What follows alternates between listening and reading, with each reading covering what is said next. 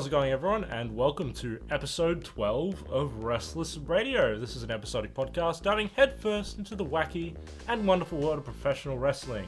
I'm your host and longtime wrestling fan, JC Puffinstuff. Can't do a little because he can't do enough. And joining me on this log flume adventure ride and the overall Callis perspective in this equation, he's the smoking hot smoker himself, Scott Nananovich. Scott, how's it going?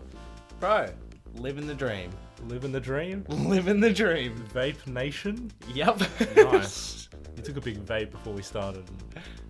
You get in the mood for wrestling. Scott, big news happening in the world of wrestling, especially if you're here in Australia. WWE is coming to Melbourne.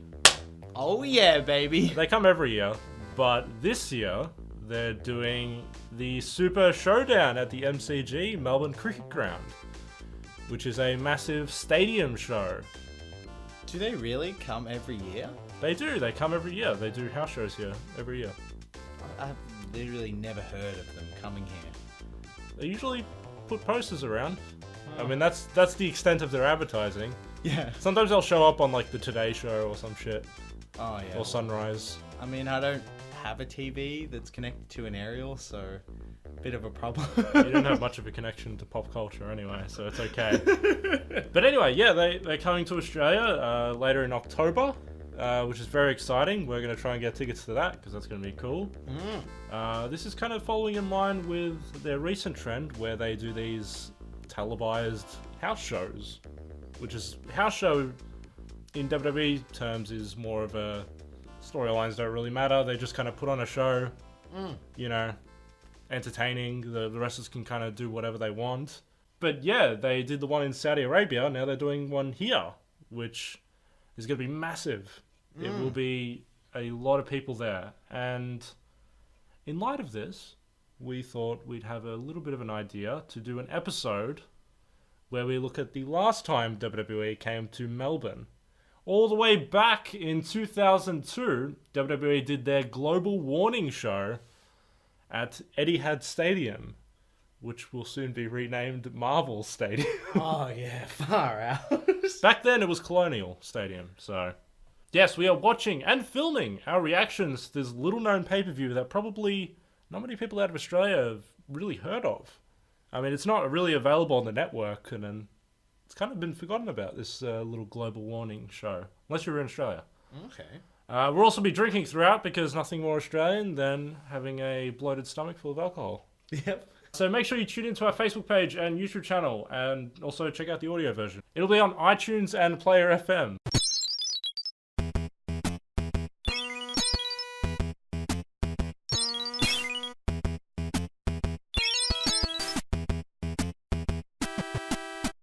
Alright, now on to more important matters. Judgment Day 1998. Austin is the special guest referee for the WWF Championship match between Kane and The Undertaker.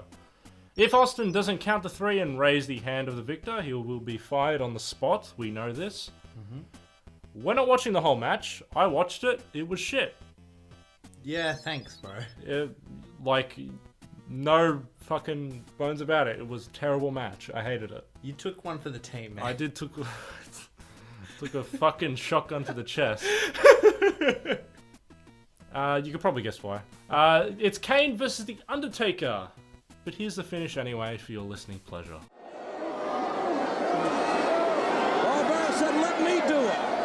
Let me hit The Undertaker for you, son. He wants to blast him. He moved out of the way. Oh, well. Paul Bear just hit his own son. For goodness sakes. And it barely phased the big red machine. Get out of there, Paul. Paul Bear is trapped like a turtle on his shell. Nowhere to go. God almighty. Good Lord. What a shot that might have cracked his skull. What is going on? The Undertaker has got this one won. Kane is knocked out. And Austin's not doing a damn thing. But letting The Undertaker know how he feels about it. Well, he counted to 1.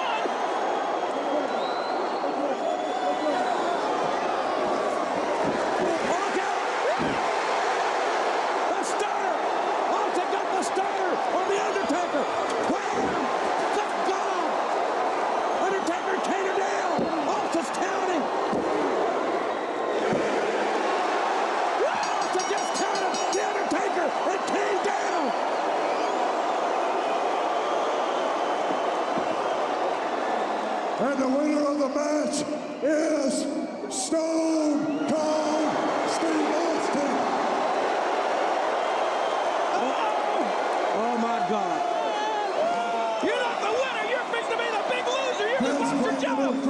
ass out here.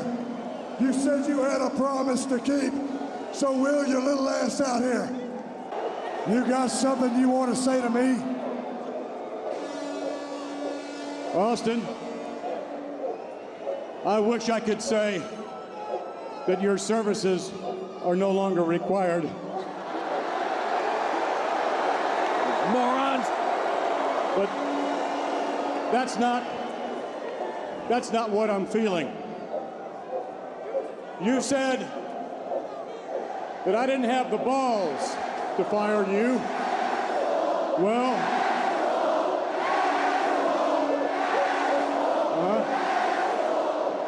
I can't hear a word you're saying because you got 18,000 people calling you an asshole. Gee.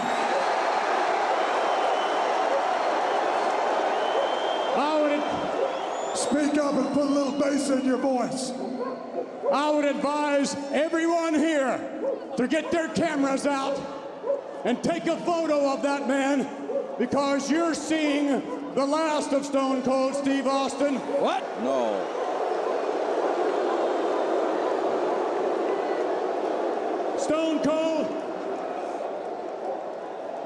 Stone Cold, screw you, you're fired.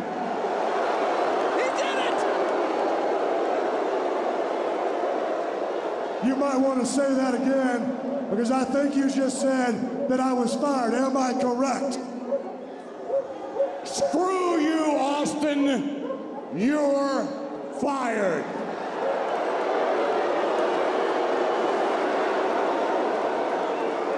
This is horrible. So Austin is donezo, fired, released, out of the company. Austin tried to call Vince's bluff, essentially, but Vince was dead serious and fired Austin on the spot. Screw you, you're fired.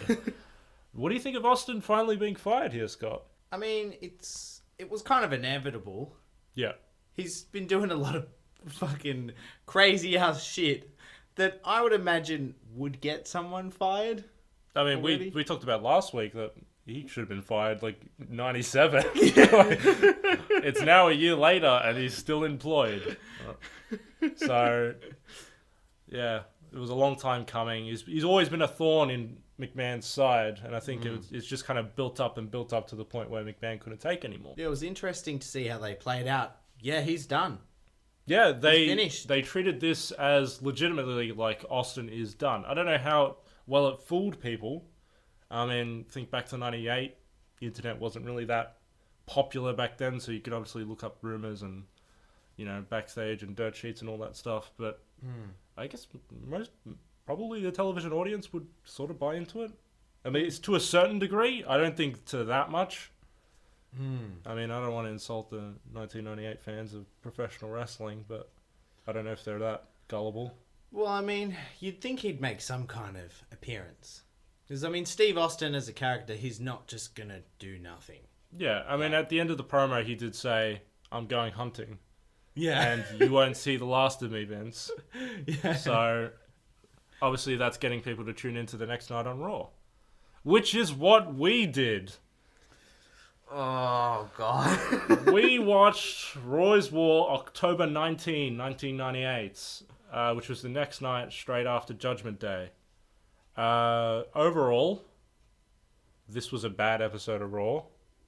As is most episodes of Raw in 1998, I would say, be fair. You're being very kind, man. There was some stuff to like about it. Yeah. You could pick some positives out of it. We're going to run through the whole card anyway, and I wanted to show you this anyway because we need to see what Raw was all about. Why was this one of the highest rated shows on television at the time? Why was this such a fucking hot product?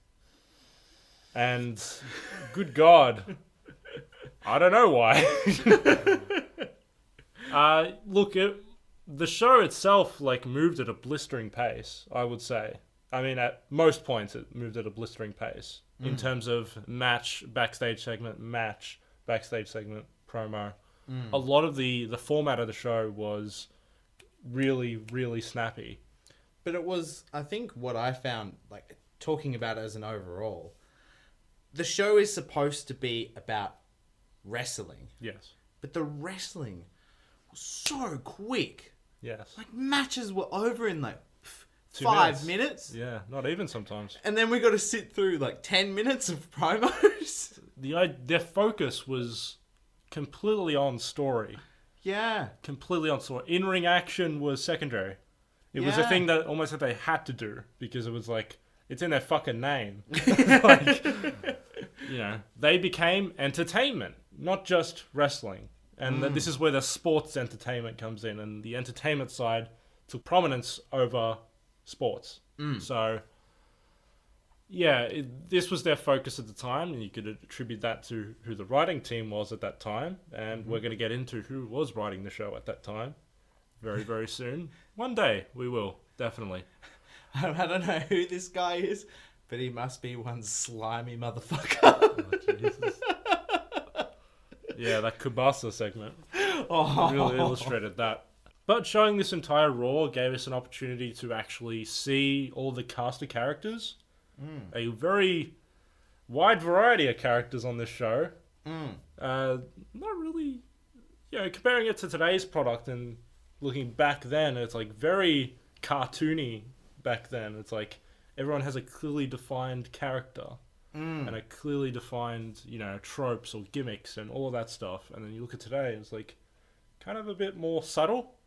Yeah, it's like you get a lot of, this guy wrestles, he's a good wrestler. He's ripped. He can do a moonsault, guys. Nudge, nudge. But Scott, more importantly, in this episode, we are going to bear witness to what is dubbed as the most embarrassing night in Vince McMahon's life.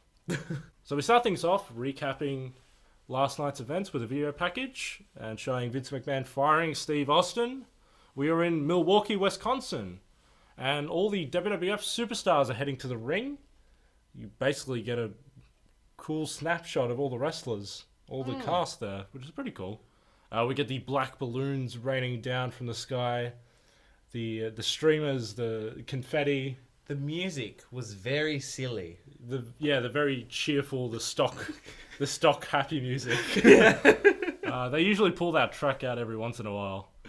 But yeah, got a nice little visual of all the wrestlers and, you know, a dark parade almost. McMahon comes out with the Stooges and a dog squad. He says firing Austin was better than sex. It was orgasmic for Vince McMahon to utter those words. Very, He was very visceral when he said that too. yeah. It was better than sex. I do not want to imagine Vince McMahon having sex. Yeah, nah. Yeah. Very expressive faces. The genetic jackhammer. But McMahon does announce that there will be a 16-man tournament at Survivor Series 1998 that's coming up on November 15th to crown a new WWF champion. And he also puts emphasis on the word guarantee, that there will be a new WWF champion. He also addresses the entire roster, saying, no one is bigger than Vince McMahon. Which is playing into that character again. And McMahon makes reference to 316. Oh, God. McMahon 316 says, I have the brass to fire your ass. I mean, he goes from tyrannical boss to just silly. I actually really like that.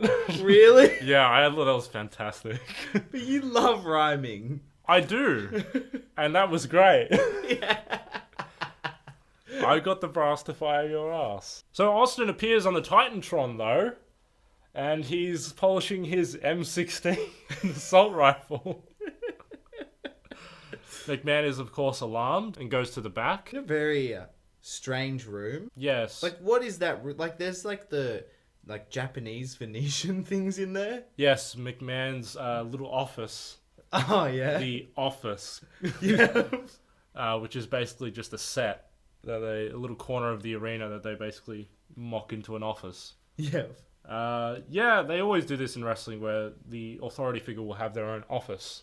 Yes. It looks worse nowadays than it did back then. I'd say back then it looked a little bit better. Nowadays it literally just like, you can tell it's like a locker room. Like literally a team's locker room, and they just like put walls up just so you don't see all the lockers.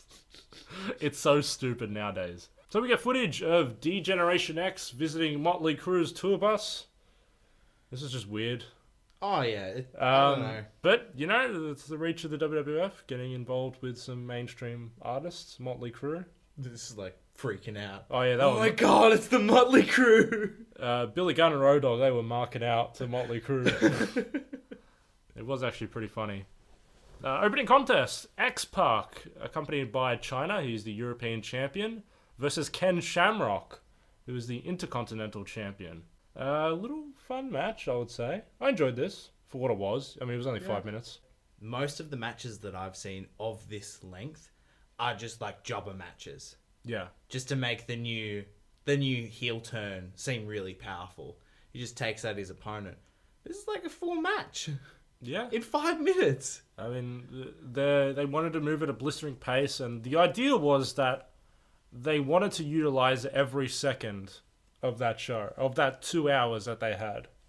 They wanted to use it, and yeah, what falls by the wayside is wrestling. Yeah. Wrestling gets cut short, and that's a shame. But I'm glad nowadays it's not like that. They got fucking 3 hours for Raw now, but they give time to the wrestling. So we get Mankind coming out to ringside to interfere. He gets the mandible claw on Shamrock. The referee does not call the disqualification, which is weird. And X-Pac just wins. The police come down to handcuff China at one point in the match. I'm not going to explain all these storylines. So it was like a sexual harassment thing with Mark Henry. Yeah. I'm not going to explain it all because it's not really relevant and it doesn't really matter and it's kind of shit anyway. Yeah. So let's move on. So we've got the headbangers, Mosh and Thrasher. Throsh and Masher.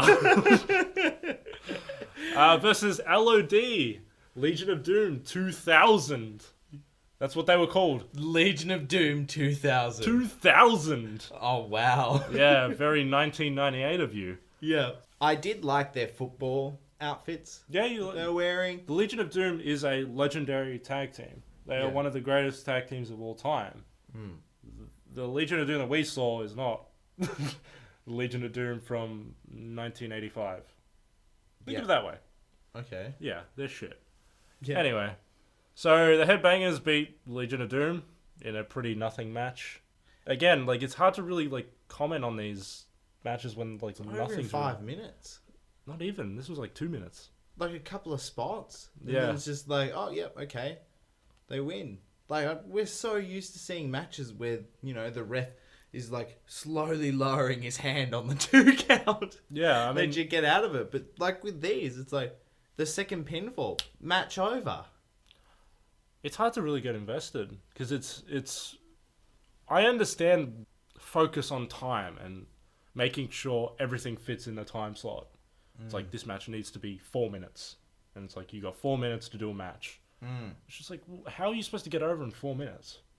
How are you supposed to get your wrestling ability, your character, and all of that over in 4 minutes? And it's a tag match, so you've got 3 other guys to fucking get over as well.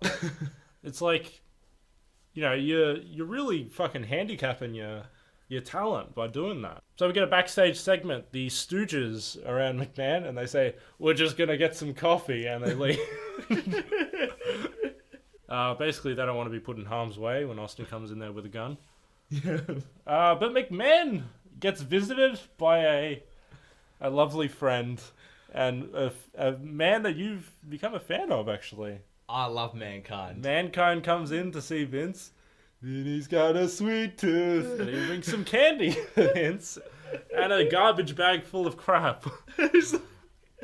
You know, it's just the 3 of us here. Me, you, and Socko. Socko is getting over leaps and bounds in the audience. There's tons of Socko signs. And we get an in-ring promo. The Undertaker and Paul Bearer. Paul Bearer turned on Kane the night before. Yeah, I'm kind of over the Kane and Undertaker thing. It's getting to the point where it's laughable. Can we end this storyline now? Like, can we end it now? No, we're not, because they have a match in the show. So, The Undertaker and Paul Bearer basically cut their heel promo. Undertaker confesses that he started the fire that killed his parents and burnt Kane. Yep. Just dragging this through the fucking mud. At one point, Jim Ross calls Bearer a rotund demon. Kane comes out to basically just say a few words and challenge Undertaker to a casket match later in the show. Good. Quick, clean. Thanks, Kane. That was a really quick promo. Or as opposed to... We are forming the Legion of Darkness. It's not right at all. It's the Ministry of The Ministry of Darkness. I'm paying attention to his slow promo. Undertaker wrestles in slow-mo and also speaks in slow-mo. It felt like it went for so long, man. And it's funny, I was like, I'm talking about how fast this show is going. As soon as he comes out, fuck me, it screeches to a halt, this show. The promo fucking sucked. Well, how is this the fucking Attitude Era? It's Buffy the Vampire Slayer. That's what it is. It just slows down so much. Yeah. Oh, God. Mankind is questioning if McMahon should hire Austin back so they can form a clique of their own. Mankind tries to get McMahon to play Twister. Oh, yeah. That was great. It's pretty funny. That was pretty funny. I think this was kind of like a repeat from the hospital segment, almost. Yeah. It's kind of the same sort of thing. I mean, the dialogue was very, very similar. Where, you know, the segment ends where McMahon just starts yelling at him, telling him to get out. Yeah. You know, so kind of rehashing something old, but I'm fine with it. It was all good. We get Steve Blackman versus Double J, Jeff Jarrett. This was, again, this match went for 2.5 minutes. Nothing really special going on. I enjoy Steve Blackman. I think he's really good. He doesn't get good until a couple of years later, though. He gets really entertaining, especially with the Hardcore Championship. He has a lot of fun matches. And Double J, Jeff Jarrett, don't piss me off. Yeah, anyone can be more exciting when they have longer than 2 minutes to wrestle. Yeah. So Jeff Jarrett, I will say, is a fantastic wrestler. He was always a great heel. And he went on to form TNA later on. So we've talked about TNA, I think, in our own time, but we haven't spoken about it on the podcast. Eventually we'll get to TNA. Yeah. We'll get to TNA. The Blue Blazer comes out, and he comes to interfere and cost Blackman the match. He gives him a spin kick, and Blue Blazer and Jeff Jarrett proceed to beat the shit out of Blackman. So then Al Snow comes out to interfere as well, to help out Blackman, I guess.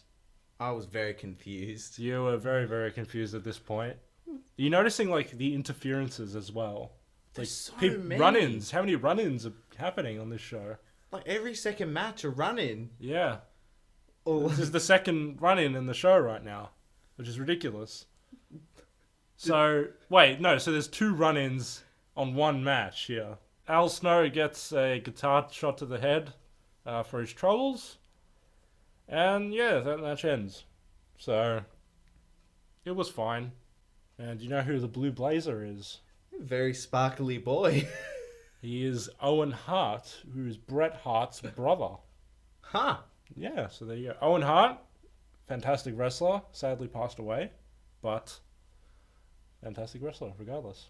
Cut to backstage. McMahon is in his locker room as the phone rings. Very, I know what you did last summer vibes we're getting here. Starts to become like a horror movie. Austin is on the other end of the call and says his time is up and he's coming to get him. It didn't sound like Steve Austin on the phone. It didn't actually. It sounded very weird. It wasn't. It sounded like someone was doing an impression of Austin. Yeah. Like, because, you know, It sounded like my impression of Austin. Steve Austin's voice is very recognizable. Very He has a very strong accent when he speaks. Yeah. It did not sound like him at all. So after commercial break, again, McMahon is on the phone with his limo driver and tries to arrange an escape. He tries to drive his wheelchair out of the office and very carefully Oh, yeah. Just driving his wheelchair around the backstage, just navigating these corners. Very horror movie like. Yeah. It went on for a while. You were starting to drag at this point, and I think the show started to drag at this point. I would say. So McMahon does finally get to the limo, and his limo driver's there waiting for him, but Austin's there ready for him to catch him. Yep. Jumps through the other door of the limousine. Jumps through the door and grabs McMahon. McMahon tries to escape again. Austin says freeze because he thinks he's got a gun on him. Yeah. And McMahon freezes, and Austin pretty much pulls him back into the arena. Yep. Takes him hostage. Takes him hostage, closes the door behind him, and we don't see them for another segment. Cut backstage again. Austin asks McMahon if he's ever been hunting. And McMahon says yes, but he's never killed anything. McMahon admits that what he went on was just a safari. Yeah. He's a rich white male. Taking He photos. just took some pictures. Yeah. Austin pulls out a knife and asks whether he thinks it would be enough to kill an elephant. Very threatening. Yeah. Very intimidating, Austin with a knife. And we get probably a really fun match coming up. The Rock comes out to face D'Lo Brown, accompanied by Mark Henry. You get to see The Rock. Young Rock. He looks so young. The young Brahma Bull. Yeah. There he is. He's got very, very long sideburns. Yeah. Receding hairline. Hasn't shaved his head yet. He's stuck with that hair for a while. But what do you think of The Rock? What were your impressions of him? He seemed like a really fun guy. Yeah, he was a babyface in this scenario. His face very expressive. Yeah. His music was terrible though. His music was garbage. It sounded like a Casio keyboard. Bullshit. It just keeps it. You know what? The Rock. That trope is always in his music, but the backing track that was on it was just fucking terrible. Yeah. Usually, like, you smell what The Rock is cooking, and, like, that'll be played throughout. Like, The Rock says, like, that'll play throughout the entire song. But the backing track itself was fucking garbage. Yeah. D'Lo Brown's one was better, and he ended up getting that D'Lo Brown one. But what did you think of D'Lo Brown? Bobblehead boy. His head wobble. He just keeps moving his head. He's got a neck with a swivel on it. And Yeah. He's fantastic. I love D'Lo Brown. He's fantastic. Rubber boy. And the great thing about D'Lo Brown, he's got a chest protector. You know, his outfit was very strange. Basically, in a match with another wrestler called Dan Severn, he tore his pectoral muscles and basically needed to wear this chest protector. But that was like months ago, and his chest was supposedly healed. So he just kept wearing this chest protector, and he used it as an advantage on his opponent because it had like a metal plate on it. And so he used to do a splash off the top rope with that chest protector. Oh. Yeah. So very good heel tactics there. But Rock beats D'Lo Brown pretty decisively. Good little match. I didn't mind it. Yeah, D'Lo Brown and Mark Henry beat up Rock after it. Mark Henry gives The Rock a couple splashes. And that's a feud that we're not going to explore and we don't care about, really. Yeah. Let's continue. Austin continues to threaten McMahon with the knife, even almost motioning to stab him for a second, but then just grabs an apple. Yeah, starts peeling it. Oh, do you think I'm going to use this on you? No. And then we get the segment that was pretty fucking despicable. Tiger Ali Singh is on the show. Oh, God. This is our first viewing of Tiger Ali Singh. In my country, I am known as something of a gourmet. I eat only the finest meals and delicacies. But in America, you peasants eat the most horrible things. You eat meat from cans, the rump of a cow, and even pigs' intestines. Oh. You know, this guy could go back home and make a living doing something else. He thinks he's better than everybody. This My Tiger Ali manservant Singh. Babu is quite a chef, but even he does not wish to prepare these meals because they are so disgusting. He does But come from a tonight- superior culture. I'm ordering Babu so I can illustrate to the world how vulgar your American appetites are. I will pay $500 cash The hands go up. to any one of you that is able to come in the ring and swallow Babu's kielbasa. Boy, I want the WWF security good to Lord. usher in the American woman. whoa. What is... I'm not sure I get this. What's he asking her to do, to swallow that whole? That's the way I get it. Stand over here, please. $500 from the rich boy. You know the deal. I will give you $500 cash if you can swallow Babu's kielbasa whole, the whole thing. Yes. Yeah. About 12 inches Babu, long. if you will, present the kielbasa.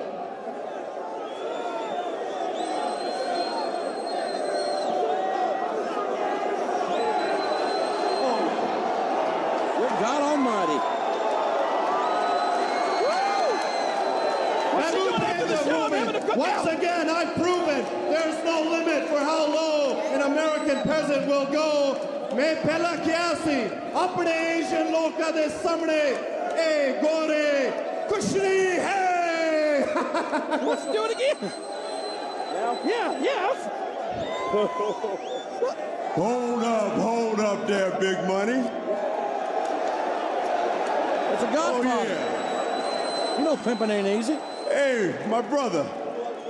There seems to be an old American custom, or should I say pimping custom, That girl's got talent. that I need to hip you to. You see, once a hoe takes on a pimp, man, she pays that pimp for the rest of her life. Oh, yeah. And guess what? That right there, that used to be one of my hoes. What? So that's what a resume looks And like. as you can tell by what she did, man, she was a good hoe. Well, does she look familiar to So you, what I Jared? want you to do, take it as a lesson learned, but see, a brother got to get paid. Okay, baby, how you doing? Wait. I wanted an amateur, not a professional. Amateur, I tell you what, I'm gonna put it in a way that even you can understand. What you just paid this girl here $500 for, you could have had the whole night for a hell of a lot cheaper. Ali offers $500 to a person in the crowd to swallow a cassava he has prepared with his, I guess, manager, Babu. Some little chef guy. I'd never actually heard of Babu before. I didn't know he actually had a lackey. Yeah. So a woman in the front row who is... Fucking hell. They're so poor. Just the quality. And like, this fucking little chef guy is like kind of squirming around this barbecue in the ring. Yeah. With his sausages. Like, you pick someone, Babu. It's like, so many people have their hands up to volunteer to swallow this sausage. Pulls out this, like, chick with, like, half of her tits exposed. Yeah. You know she's gonna fucking down the whole sausage. Yeah. She fucking goes down her throat, like, fucking a couple of times. Like, blowjobs. It's the fucking stupidest segment. He gives her like $500. It's like, okay, great. Why is this? But fucking this guy Singh, he's like, you know, you American peasants eat hot dogs like this. I'm just fucking not buying it at all. It's just so stupid. Yeah, it was stupid. Low-brow humor. It's not even funny. Yeah, I mean, the idea is to get heat. But they're doing the blowjob sort of thing with the sausage. Is it supposed to turn me on? That's playing into the crowd because the crowd want to see that. But you're a heel, so you shouldn't give them that. Why are you giving them that? Let's ask backwards. If anything, a babyface should be doing that. Yeah, giving the people what they want. Yes! Look at what this chick can That do. would make sense in the context of kayfabe. Why is he giving the crowd what they want? Yeah. They want her to swallow the fucking thing whole. As disgusting as it is. Fucking disgusting. It's stupid.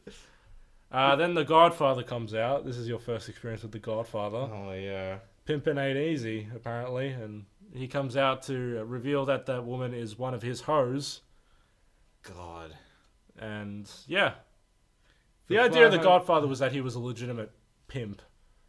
And that every time he'd come out with, like, a line of hoes. God, really? Yeah, he called the hoe train. Fuck me, man. Yeah. That's disgusting. 1998. Oh my god. Fucking no wonder I used to hold the impression that wrestling was fucking trash. Oh, yeah, this is like the seedy sort of underbelly bullshit that should be buried and never fucking brought up again. You know, it's trash. Like, it's Jerry Springer trash. Yeah. And it's like, I get, like, people have nostalgia for this era. And, you know, alright, fine. Like, yeah, it's your sex and your violence and all that. The violence, that you can kind of give a pass in some cases. Obviously, the Mankind jumping off the Hell in a Cell is fucking extreme. But then you look at the sex stuff and, like, this stuff where it's, like, degrading women. And, you know, I don't want to see it. Like, in 2018, I don't want to see that on my television screen. Yeah, well... And looking back, you know, it doesn't hold up. I couldn't believe the age of some of the kids in the audience. Yeah, there's, like... They looked like, 8 years old. Yeah. Or, yeah. Right behind the commentators in a couple of the shots, I'm like, Jesus Christ, these kids just, like... Yeah. Saw this chick down a whole sausage. Yeah. And like, oh. Like, I'm not even going to defend it. Yeah, it's fucking trash. So rubbish. It's trash. Yeah. Like, I guess this sort of gives you the impression of, like, what the product was at the time. And, like, who they were catering to. Who their target demographic was. oh, those fucking guys The in the frat back boys. row. Yeah. With the letters painted on their Yeah. bare chests. Like, yeah, the dude boys. Yeah, that's very, like, fucking frat boy sort of mentality and vibe. The Oh, show and there gives was off. there was that chant. I think it was I forget what match it was, and they fucking it chanting, was- "Show your tits, show your tits." It was like, whoa, fuck, what? Yeah, that was during the Jeff Jarrett and Steve Blackman match. Yeah, Deborah was at ringside. It's just the mentality. It's like, Yeah, I mean, I would say it's a societal thing. Not Yeah. just the general product. I would say definitely it's a societal thing. yeah. Well, I mean, mean- if that's not what the people wanted, it wouldn't exist. Exactly. Like, They're, like, I blame them to an extent, but I don't also at the same time, because, like, that's what was on television at the time. It's like, they weren't the only ones doing this kind of stuff. It's like, a lot of TV shows were doing it. Jerry Springer was pretty fucking popular at the time. I know I bring up Jerry Springer a lot, but, like, that's just the one example that was, that sort of lowbrow stuff. And a lot of it is what they were emulating. So, yeah, it's a product of its time, and it doesn't hold up to what they do now at all.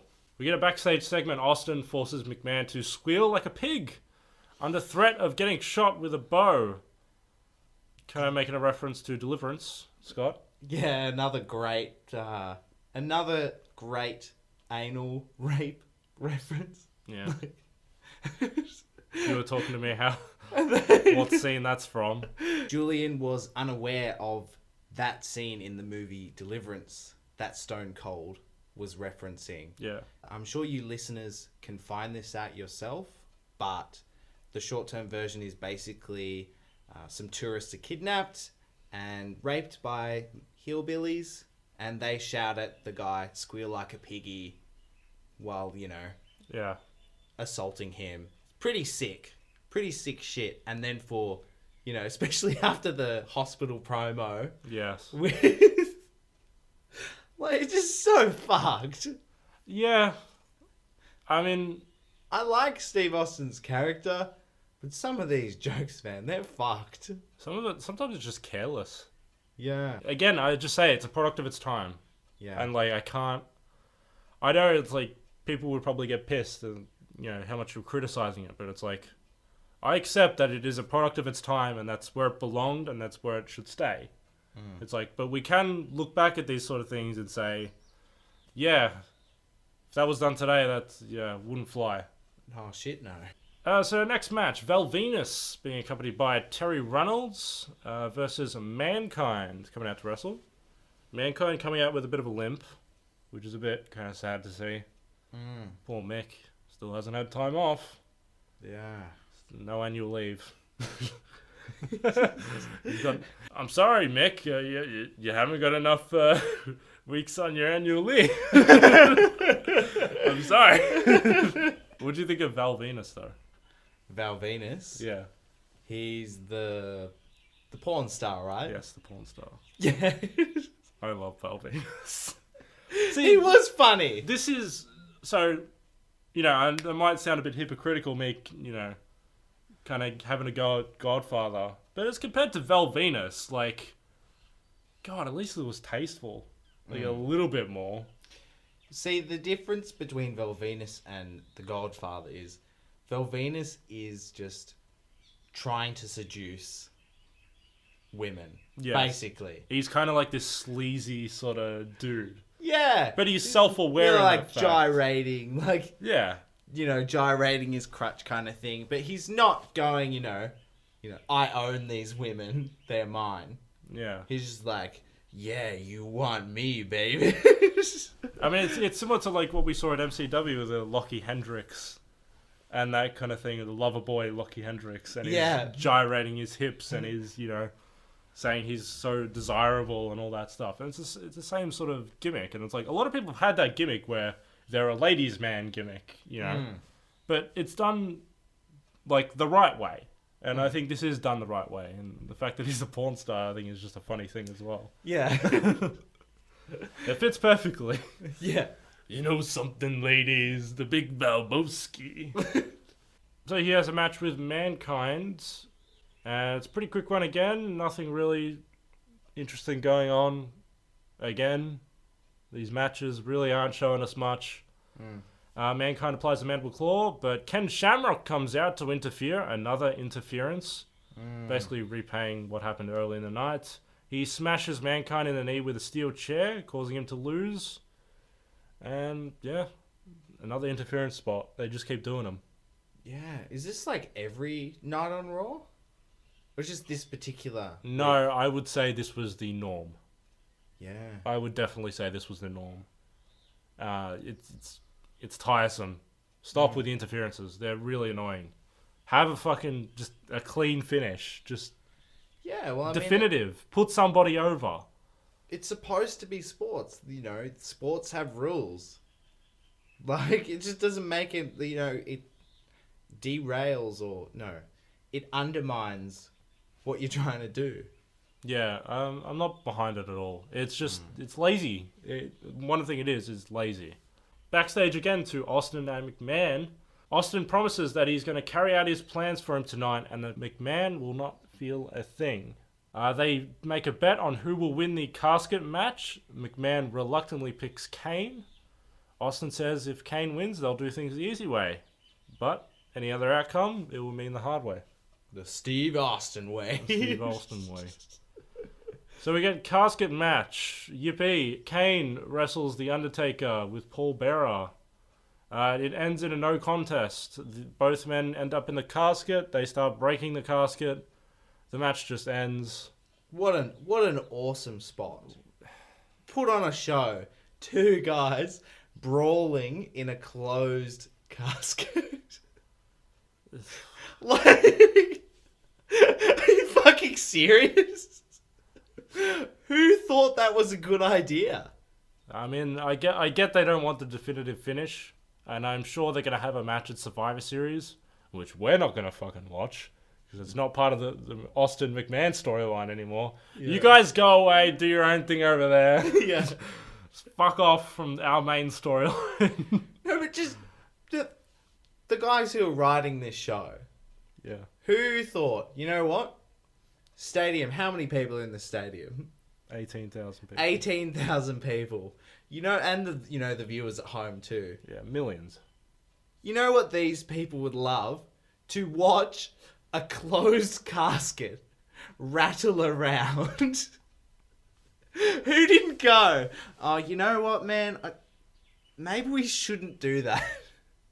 Nobody can see what's going on, guys. You can't, I mean, unless they got a fucking camera inside there. Yeah. And show what's going on. It was silly. It was so dumb. So, Undertaker basically just breaks the... it wasn't even a casket, it's a coffin. But they call it a casket. He breaks the coffin, and they brawl for a bit. Undertaker ends up hitting Kane with a steel chair up the ramp. Kane ends up following. Just at this point, it's just like, who fucking cares? I mean, this has been going on since Bad Blood 1997. This feud. Yeah. That was 1 year ago. Yeah. Guys, can we fucking end it?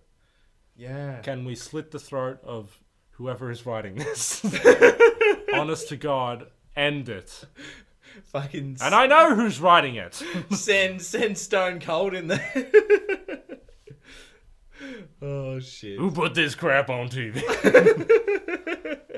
Anyway, Austin wheels McMahon out to the ring. Finally, we get the conclusion to this all-night affair of this storyline. I know you were fucking praying for them to fucking get to the point of this. I just didn't. I got to the stage where I didn't care anymore. Yeah. And then I remember right before anything happened, Steve Austin's like, "Oh, put on the Titanotron, the start of the night." I'm like, are you fucking kidding me? We have to watch it again. Like, fucking get to the point. Yeah. Do something. Like, these segments were just so slow. I know you got to build it up, but just nothing happened. A lot of them were nothing, really, in the end. I mean, I enjoyed the majority of them, especially the stuff with Mankind. But when Mankind wasn't there, it did kind of drag. I like that Steve Austin has McMahon by the balls, and McMahon is really scared. But, like, they could have condensed 3 of those segments into one. Oh, yeah, easily. Like, you know, the one where he's got the knife. It's just the 2 of them sitting next to each other, and Steve Austin has story time with his knife. And the thing about these segments is that they're quite short. They're very, like, oh, here's 15 seconds of McMahon and Austin having a mini conversation, and then it'll cut to commercial break, and then it'll come back, and then you'll have like the end of that conversation, and then a new sort of thing starts. It's very quick, and it's very just like, let's just fill 30 seconds here, and then we'll get to another match. Let's just fill 30 seconds later and get to another one. It's almost just like, let's just write some dialogue for them.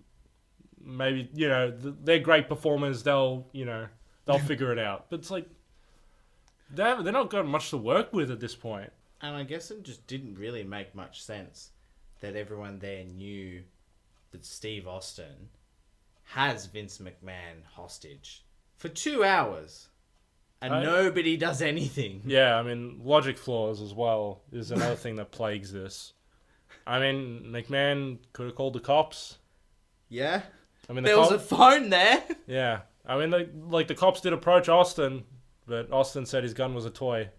That was a pretty funny segment. Yeah, I like that one. That was a very good segment, that one. Getting the autographs. Yeah, that was very, very good. Look at you, Vince. Hell, earlier you was out here bragging and throwing some big party without Stone Cold Steve Austin. Hell, I think I missed out. Go ahead and throw up the little party they had on the Titantron so I can check it out myself. Put it out. Oh, here we go. hopefully no one in that ring will ever cross the bus. Because none of you are as big as Vince McMahon.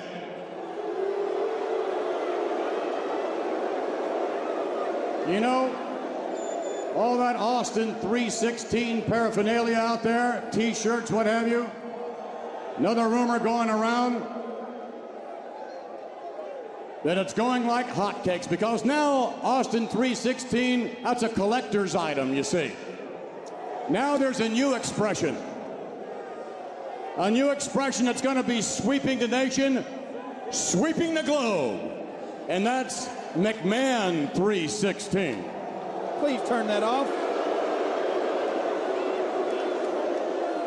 And McMahon 316 says, Please turn it off. I've got the brass to fire your ass. Oh. Look up there, Vince. Look up there. Look, no, look.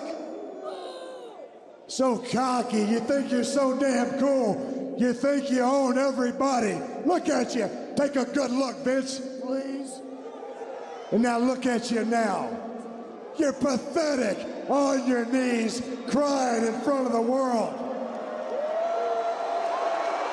How humiliating for the owner of this company. You make me sick, Vince, and I'll tell you what. Oh, no. I got a little something that I want you to read because this is going to bring a few more tears to your eyes once you read this little letter right here. And what I want you to do is to look up at that screen. Take that off. I want Vince's picture on the screen. Look up at the screen, Vince, because your eyes are fixing to pop out of the front of your head. No! Come on, Steve. If you want Vince's eyes to pop out of the front of his head, give me a hell yeah. Steve, take it easy now.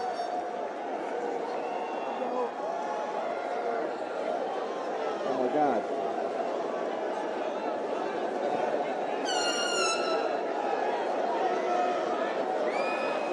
Oh, no. Oh, my. It's a toy. What? It's a toy. Austin was armed with a toy. Isn't that You funny? gotta remember, Vince, it wasn't Stone Cold Steve Austin that screwed Vince McMahon, but it was Vince McMahon that screwed Vince McMahon.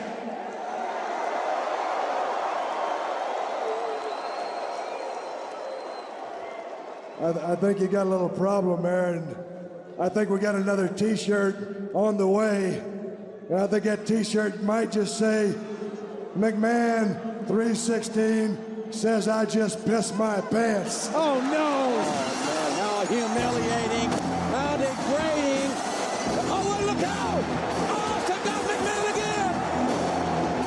This is the most humiliating, degrading night in Vince McMahon's life.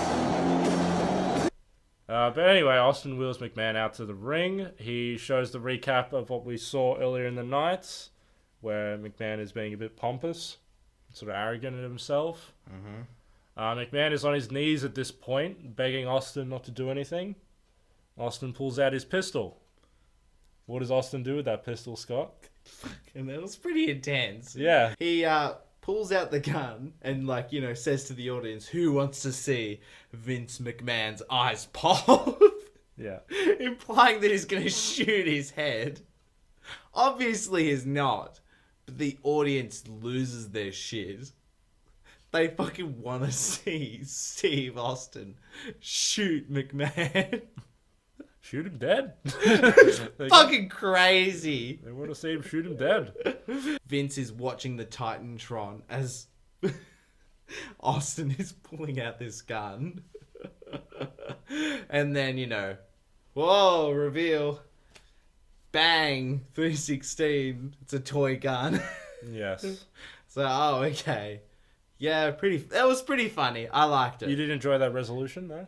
It was a very long drag out to get to that resolution. But I thought it was funny. It felt like it suited Steve Austin's style. the whole humiliation thing. Yes. And I think the important note of this segment was that Austin gives McMahon a letter and says, "You're going to have a heart attack when you read this."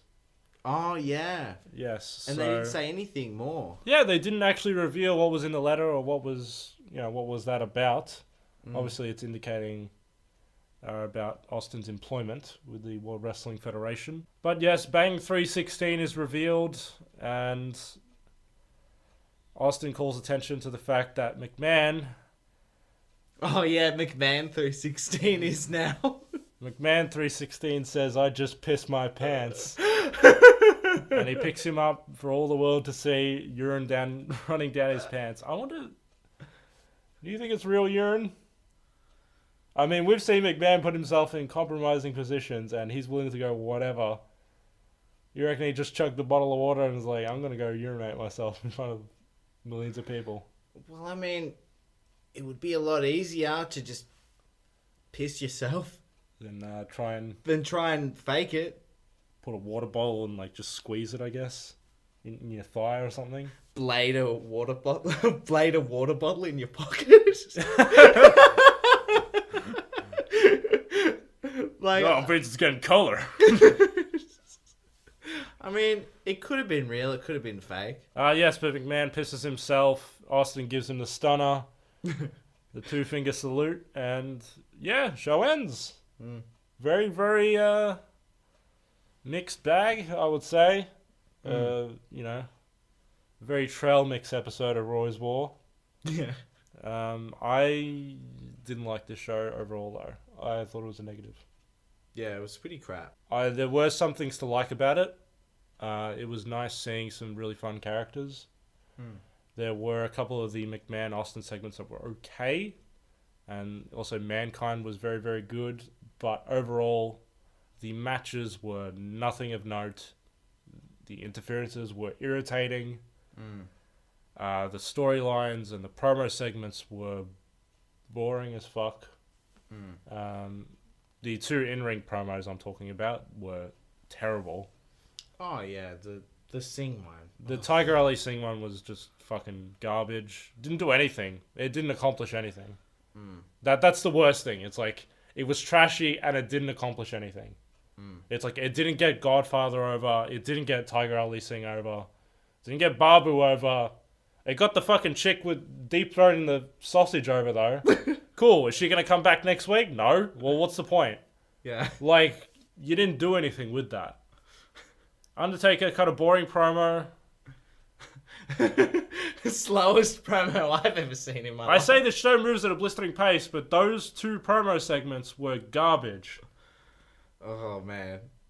It was painful to watch. Anyway. How would you rate this Raw? This was your first Raw. How would you rate this? I mean, this is a kind of a window into 1998 WWF programming. I mean, this is what they were getting 8 million viewers watching. Remember that? Like, they're getting fucking 8 million. You know, WCW at the same time is also doing that number. You know, they're competing head to head. You see, this is the most popular show. You would say today the most popular shows. I would say one of the most popular shows. And today, the most popular shows are like, you know, reality TV shows. Shows like Big Brother. You wouldn't call that quality television. But I would argue also Game of Thrones and things that actually take time for writing and all that are also very popular shows. Yeah. I mean, you look at 98, was there any like really high quality dramas on television at the time that were doing high ratings? I mean, I can't think of any off the top of my head. I mean, I imagine most of it was like Survivor or, you know, Price is Right. Like, you know, like reality-based programming that isn't, you know, very highbrow or of good quality. And so it's sign of the times. Like, I'm going to keep reiterating that. That's what it was. And it's like, that's what people were watching at the time. Overall, if you could give this, how would you rate this Raw This is your first Raw. Like overall, he's never watched a modern day Raw. This is the first one you fucking watched. Please never make me watch a fucking another Raw from this era. Segments are fine. That was just so shit. Very, very, very dull. But you need to give me a rating though. A rating? You gotta give me a rating. I want a rating. A rating? Alright, you know what my rating is? What is your rating? I would rate this whole thing, it's probably about the same as when you go to McDonald's. Yeah.